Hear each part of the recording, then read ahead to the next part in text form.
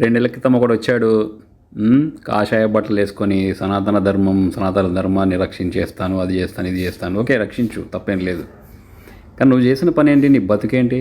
3 పెళ్ళిళ్ళు చేసుకుని అందులో ఒక క్రిస్టియన్ కూడా ఉన్నారు. ఏమంటే నాకు కుదరలేదు. మరి నీ ధర్మం ప్రకారం నువ్వు చేసింది కరెక్టా రాంగా తెలియదు, తెలుసుకో.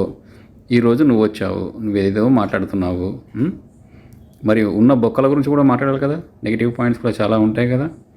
అసలు మీకు మతం ఎందుకు గుర్తొస్తుంది? మతాన్ని అడ్డం పెట్టుకుని జనాలు ఎందుకు మీరు విభజిస్తున్నారు? నువ్వు పాటలు రాయకపోతే మాత్రం సినిమా పరిశ్రమ అంతా ఆగిపోతుందా?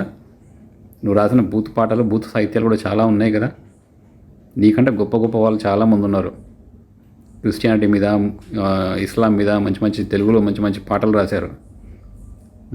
సలీం అనార్కలి, లైలా మజ్ను ఇలాంటి సినిమాల్లో మంచి మంచి సాహిత్యంతో కూడిన మన తెలుగు రచయితలు ఎంతో రాశారు. నువ్వు పెద్ద పోటుగాడిలాగా ఫీల్ అయిపోయి